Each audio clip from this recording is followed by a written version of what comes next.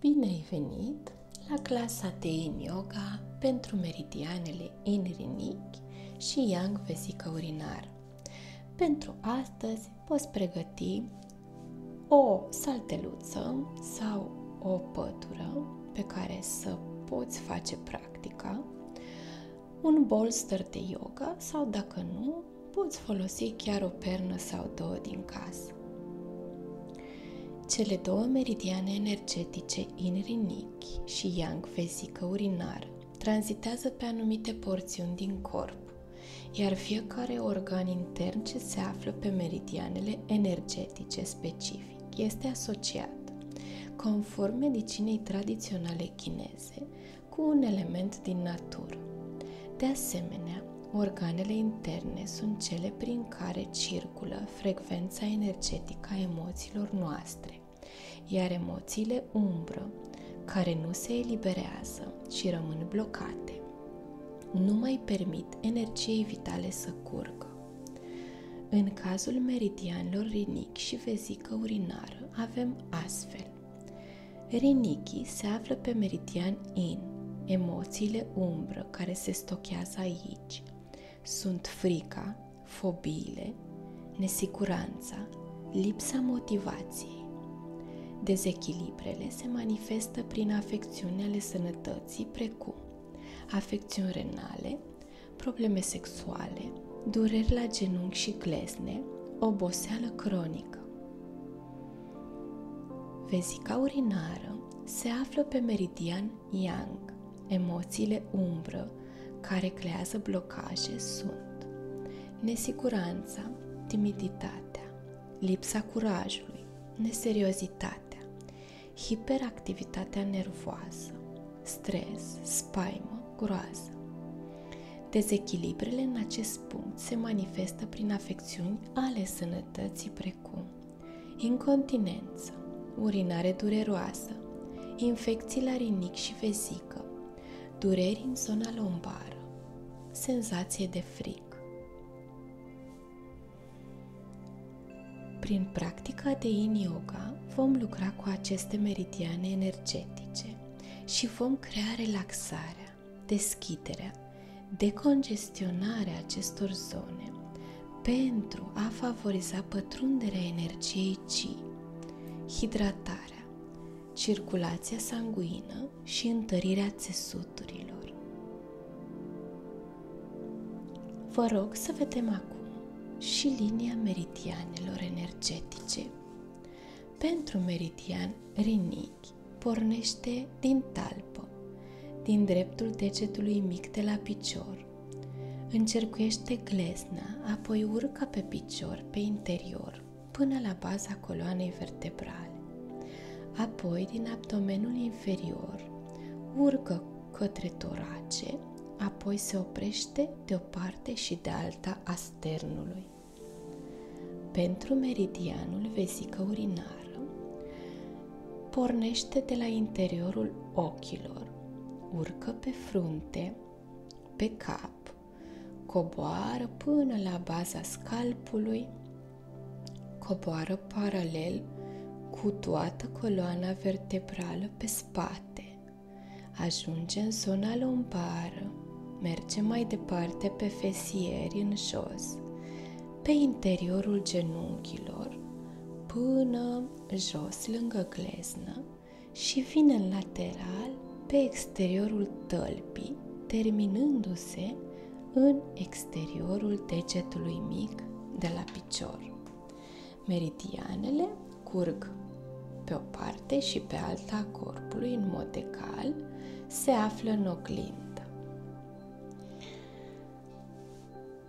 Vom veni deci acum cu picioarele încrucișate în mijlocul saltelei pentru a începe clasa. Poți pune șezutul pe pernă sau bolster, astfel încât să ai fesierii mai ridicați și bazinul să stea într-o poziție confortabilă, prin care poți menține cu ușurință o postură dreaptă și pieptul deschis. Închidem ochii și ducem toată atenția noastră către respirație. Observăm cum se simte respirația Observăm pauzele dintre respirații. Inspirăm acum și vom duce aerul până în abdomen pentru o respirație profundă de relaxare. Încearcă să menții această respirație pe tot parcursul practicii noastre. Și te invit să stabilești de asemenea intenția pe care dorești să o aduci în acest spațiu de uniune cu tine însuți, de energie care se așează. Intenția este pozitivă. Poate fi un cuvânt, o afirmație pozitivă, o dorință, recunoștință. Alege propria ta sankalpa, intenție. Poate fi chiar asociată cu energia, emoțiile sau afecțiunile din aceste zone pentru care lucrăm astăzi, rinichi și vezică urinară. Te voi ruga să repeți în gând de 3 ori această intenție.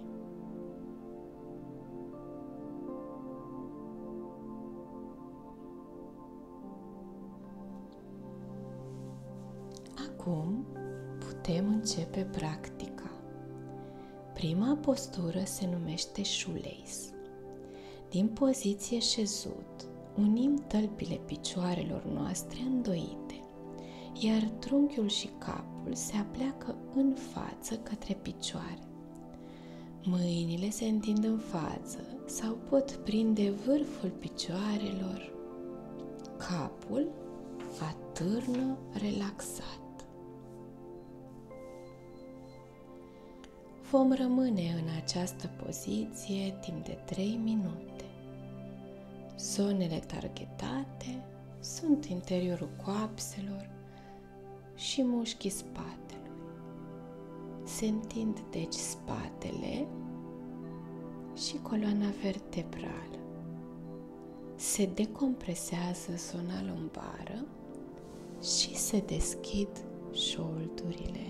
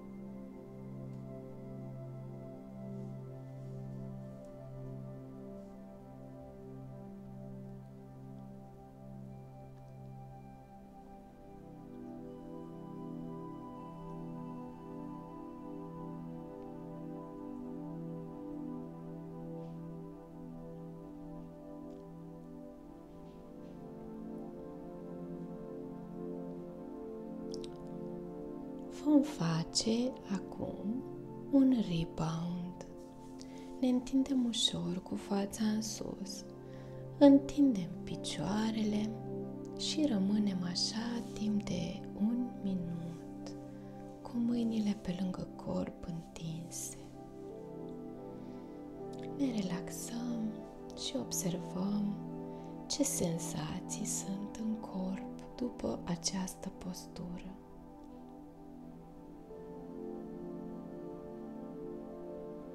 Lăsăm corpul moale și relaxat.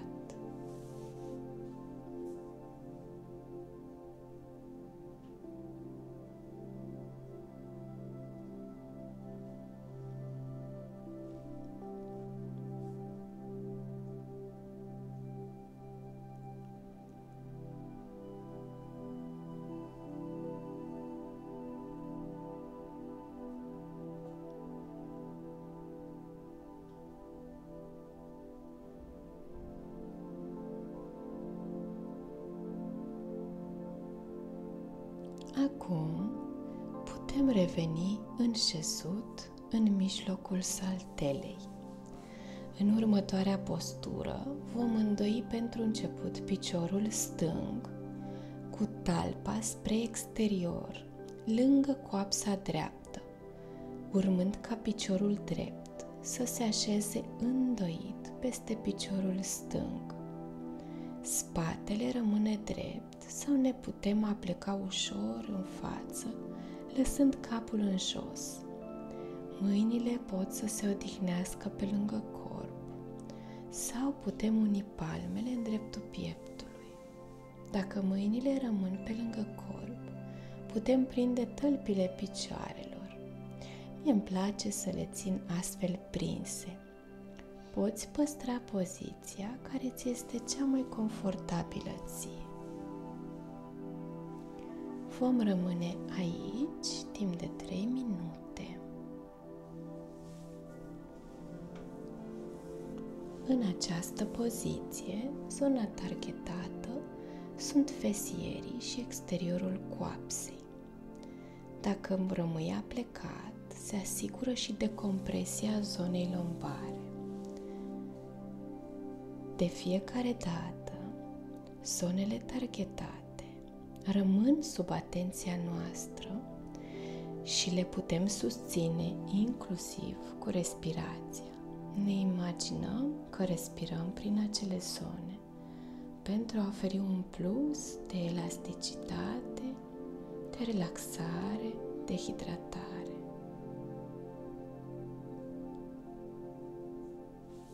Și rămânem în liniște până când timpul alocat se va scurge.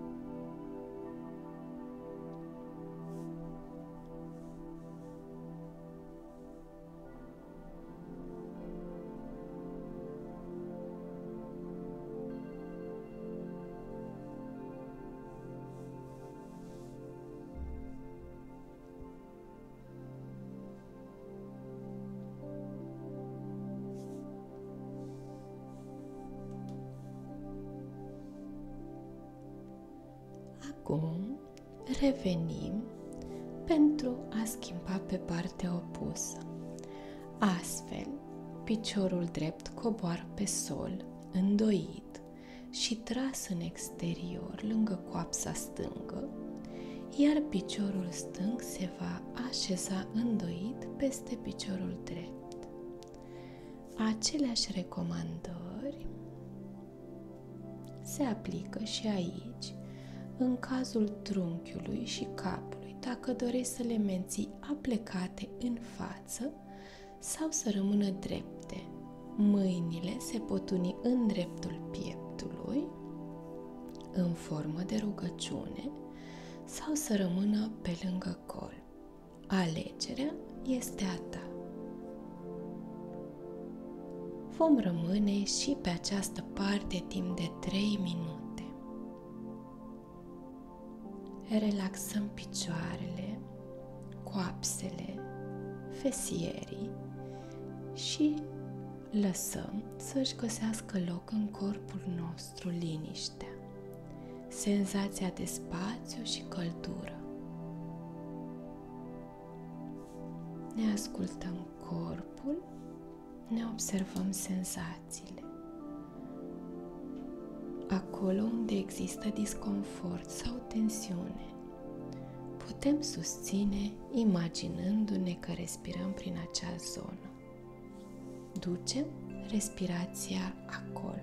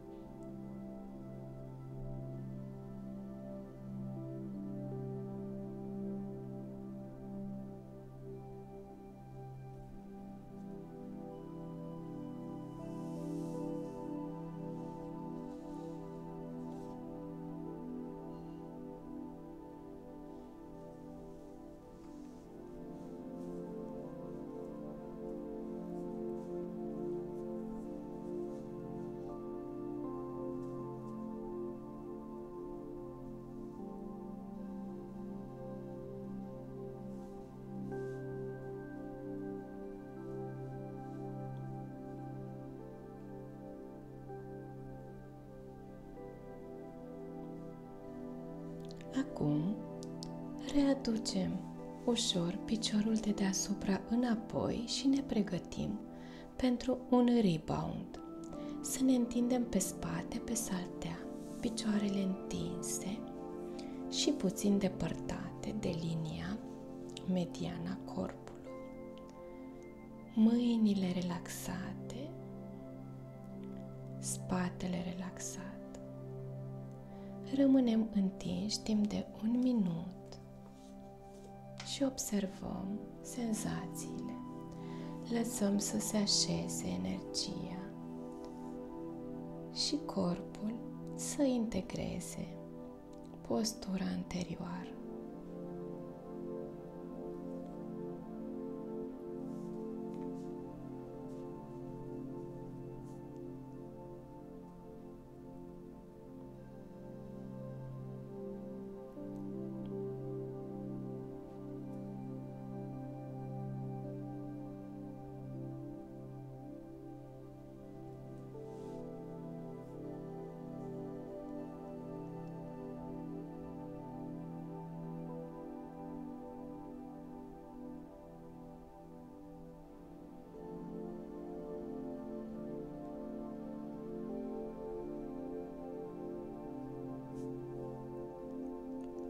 Acum ne vom întoarce pe abdomen, pe saltea, cu picioarele întinse, stând pe coate, pentru a intra în următoarea poziție numită Sfinxul. Vom sta aici 4 minute, urmând apoi să continuăm 1 minut în poziție foc. Mai exact, vom întinde brațele și ne vom sprijini pe palme. Depărtăm ușor picioarele. Rămânem deci în această poziție Sfinxul, odihnind greutatea trunchiului pe brațele îndoite în coate. Capul rămâne drept, privirea înainte. Zona stimulată este cea lombară și sacrală. Se simte de asemenea și un stretching abdominal.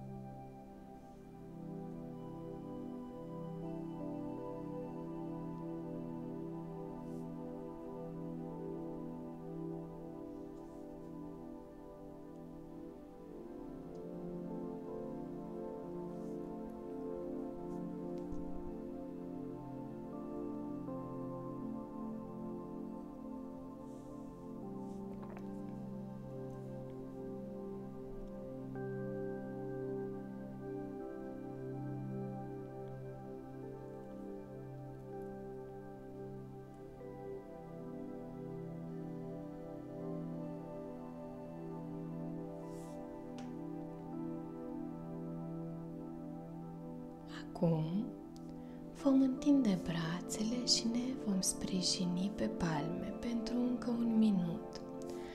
Astfel, zona lombară va continua să fie cea targetată. În cazul în care simți în zona lombară disconfort, poți întinde palmele mai mult în față pentru a ajusta compresia pe care o faci prin această poziție. Găsește-ți propriul mod potrivit corpului tău.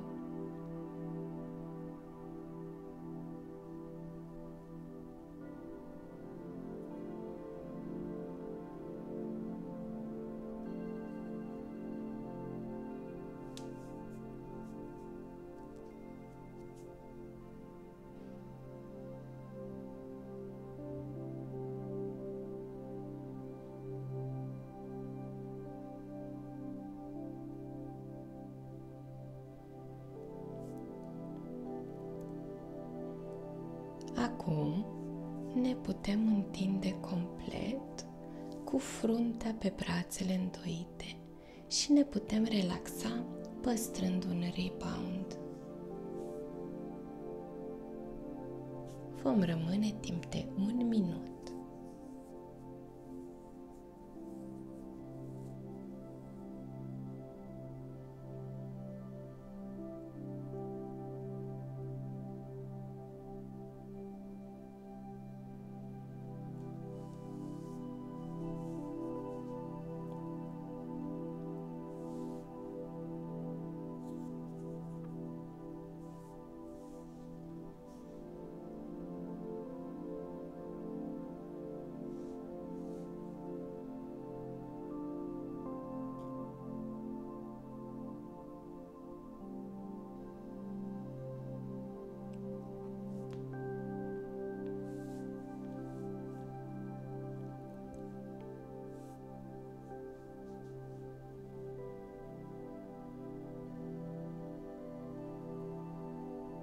Te invit acum să ne ridicăm ușor și să intrăm în poziția copilului. Ne ridicăm pe genunchi, unim degetele mari de la picioare în spate, depărtăm genunchii, iar șesutul coboară pe picioare. Trunchiul se apleacă în față, mâinile se întind în față, capul stă sprijinit cu fruntea pe saltea sau într-o parte. Vom rămâne aici timp de 4 minute. Lăsăm tot corpul moale și relaxat.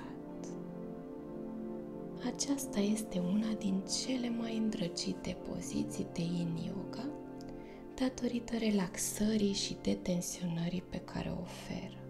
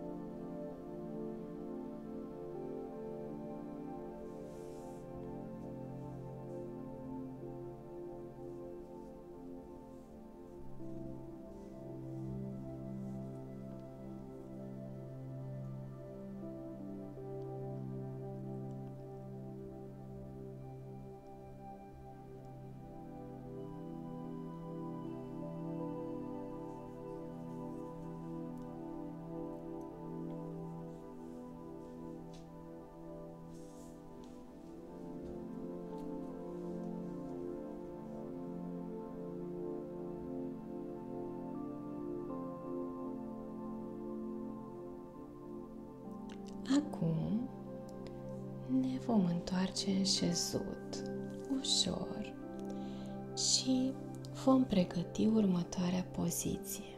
Ne aflăm deci în șezut. Întindem ambele picioare în față și lăsăm trunchiul și capul să se aplece către picioare, lăsând spatele să se rotunjească. Picioarele pot fi întinse complet sau îndoite. Poți aduce un bolster sub genunchi. Dacă simți disconfort în zona lombară, poți pune o pernuță sau o păturică sub șezut. Mâinile se întind pe picioare sau pe lângă picioare. Vom rămâne aici timp de 3 minute. Aplecarea se face atât cât permite corpul. Nu există un minim sau un maxim.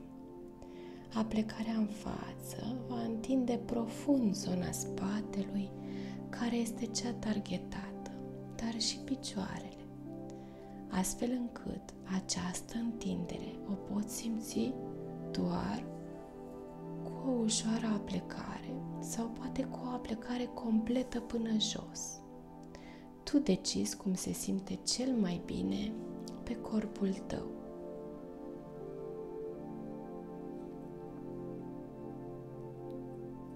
Vom rămâne în continuare aici până la terminarea timpului alocat.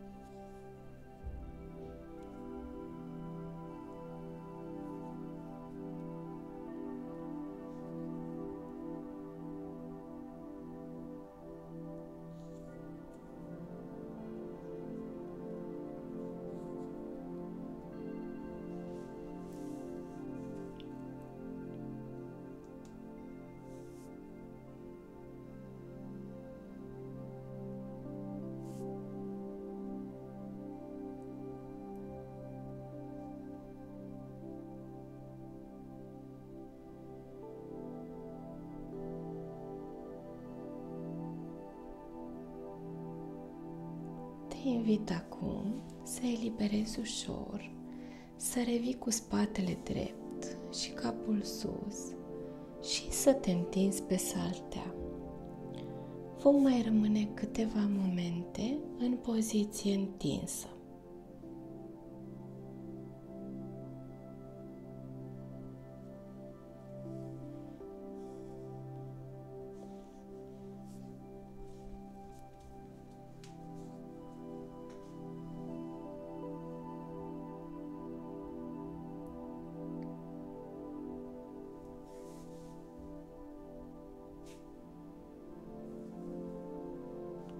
Acum te rog să rămâi pe spate, pe saltea, și să aduci genunchii la piept, să deschizi picioarele, aducând brațele prin interior. Așezi palmele pe exteriorul tălpilor și tragi genunchii către piept atât cât îți permite corpul. Tălpile vin în sus, ca și cum ai atinge tavanul cu ele. Picioarele sunt cât mai deschise și împinse în jos către lateralele pieptului. Capul stă relaxat pe podea și bărbia trasă ușor spre piept. Dacă simți dificil să apuci tălpile cu mâinile, poți aduce ambele brațe în spatele genunchilor și cu picioarele îndoite să faci aceeași mișcare de a trage înspre sol picioarele. Vezi care poziție se simte mai bine pentru tine. Vom rămâne aici încă 3 minute. Zona targetată este interiorul coapselor. Adițional, se decompresează zona lombară și se deschid șoldurile.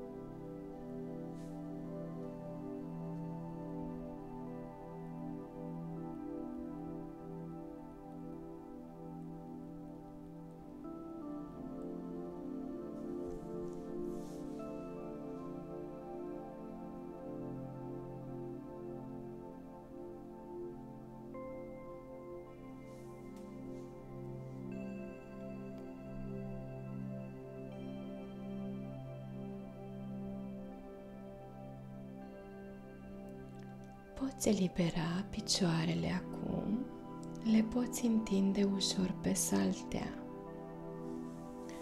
Vom face Shavasana pe spate. Relaxăm complet corpul, întindem picioarele puțin mai depărtate de centru, mâinile întinse cu palmele orientate către cer, bărbia ușor către piept, umerii căzuți și relaxați. Vom rămâne aici în liniște pentru a integra întreaga noastră practică de astăzi. Simte fiecare parte din corpul tău care a fost în atenția ta pe parcursul practicii.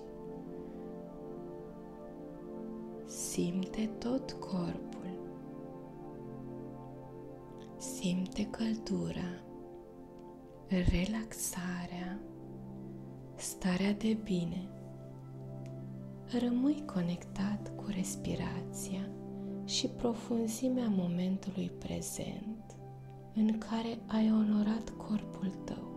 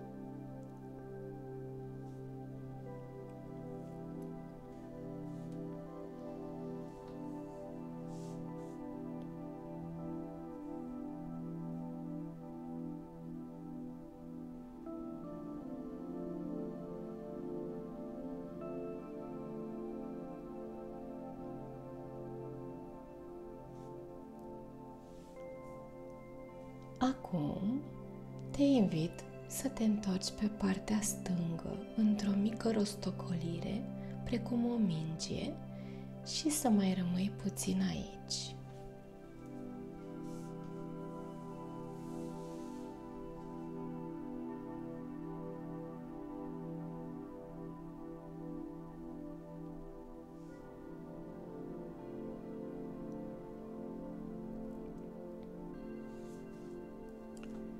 Pune palma pe sol și ridică-te ușor în șezut. Poți păstra picioarele încrucișate sau oricum îți este comod. Vom face pe final un exercițiu de respirație, pranayama, numit respirația lunară sau Chandra Bedana. Această respirație presupune să inspiri doar printr-o nară și să expiri prin nara opusă. Cuvântul Chandra se referă la lună, pe când Bedana înseamnă a străpunge, deci ar fi respirația care străpunge luna. Această practică de respirație constă în inspirarea prin nara stângă, deoarece aceasta ajută la eliminarea oricăror blocaje și se termină în nara stângă. Este o tehnică ce induce calm și relaxare.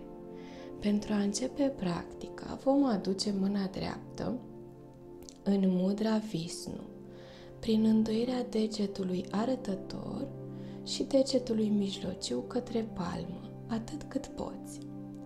Folosește degetul arătător pentru a închide nara dreaptă. Inspiră adânc, încet, prin nara stângă, umplând complet plămânii. Concentrează-te pe o respirație lină și controlată. Expiră, folosind degetul inelar al mâinii drepte pentru a închide nara stângă. Expiră încet și complet prin nara dreaptă, ținând nara stângă închisă. Vom repeta de 5 ori. Aici se încheie o rundă. Poți repeta de 50 ori dacă mai dorești, după această clasă, ori de câte ori relaxezi.